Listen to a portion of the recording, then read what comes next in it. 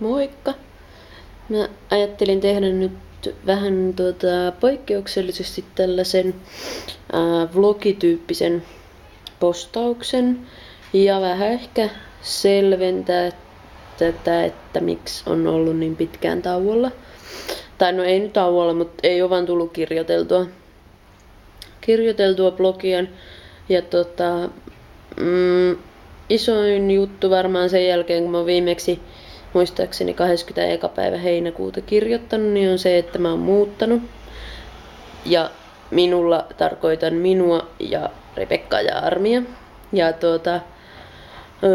muutto oli tiedossa jo siis viime talvesta tammikuusta lähtien. Meillä siis meni talo remonttiin ja niin kuin siis koko talo 44 asuntoa muutti niin kuin yhtä aikaa käytännössä. Tai no tossa niin kuin kevään ja kesän aikana.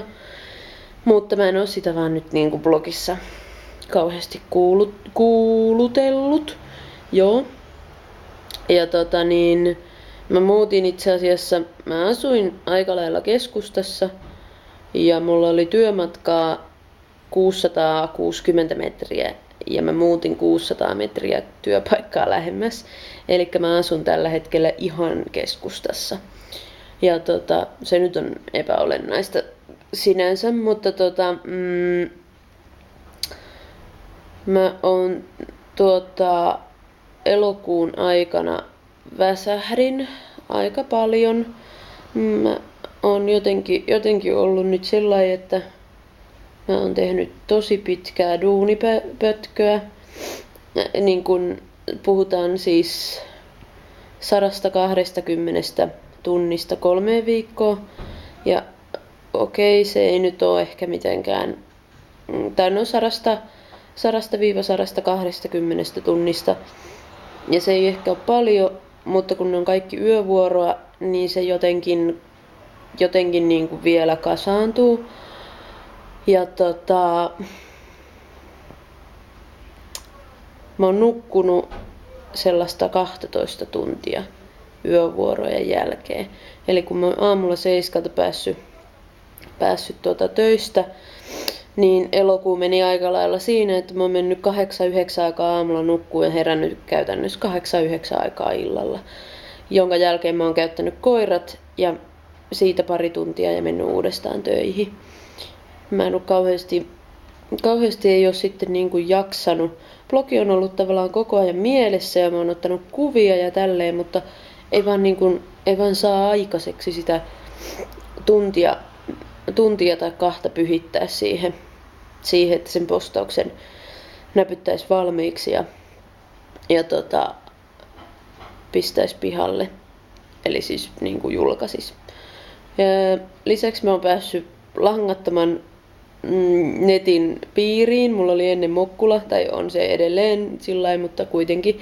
Niin mä oon kattonut netissä ihan järjettömän paljon YouTube-videoita. Siis sen hetken, mitä mä oon ollut hereillä, niin mä oon sitten, jos en mä ollut koirien kanssa lenkillä, niin mä oon kattonut YouTubessa tai ruutu.fiissä tai katsomossa tai kaikkea. Jotenkin on niin iloinen vaan siitä nopeasta netistä tai nopeammasta netistä. Sitten mulla alkoi nyt syyskuun alussa koulu, eli nyt mä teen, jottei tämä elämä olisi turha helppoa ja jottei tulisi yhtä semmoinen olo, että hei, mähän jaksan, niin mä teen yövuoroja ja kun mä pääsen 7 aamulla töistä, niin mä menen 8 kouluun. No en nyt aina ole yövuoroissa, mutta aika paljon niitä nyt on kuitenkin. Ja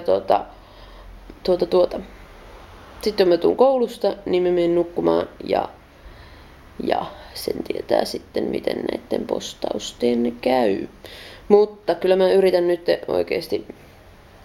oikeasti tsempata, koska mulla on kauhean halu päivittää blogia ja se on kivaa ja mä tykkään blogista. Siis omasta blogistani. Ja näin. Mutta tosiaan edelleenkään mä en aio mitään taukoa pyydellä anteeksi, koska mä en oo vaan jaksanut ja silloin kun ei vaan jaksa, niin silloin ei vaan kirjoita. Näin se menee. Mutta vähän kuitenkin koen, että on selityksen velkaa. Sen voin sanoa. Ja kaiken kukkuraksi mä oon nyt kipeänä, mutta mitä nyt yksi poskiontelotulehdus ei valmiissa maailmassa. Niin semmoista. Ja karvahanurit voi hyvin. Arvilla on alkanut ensimmäinen juoksu. Hän on nyt nainen. Ja Rebekka on ihan oma itteensä. Mä voin itse asiassa näyttääkin. Rebekka! Rebekka! Hei, sanokaa moi! Noin. No, mulla näyttää jo kamera, että akku loppuu, mutta joo. Siinäpä tämä kaikessa komeudessaan, miksi olen ollut hiljaa. Näin. Mutta palaillaan. Moikka!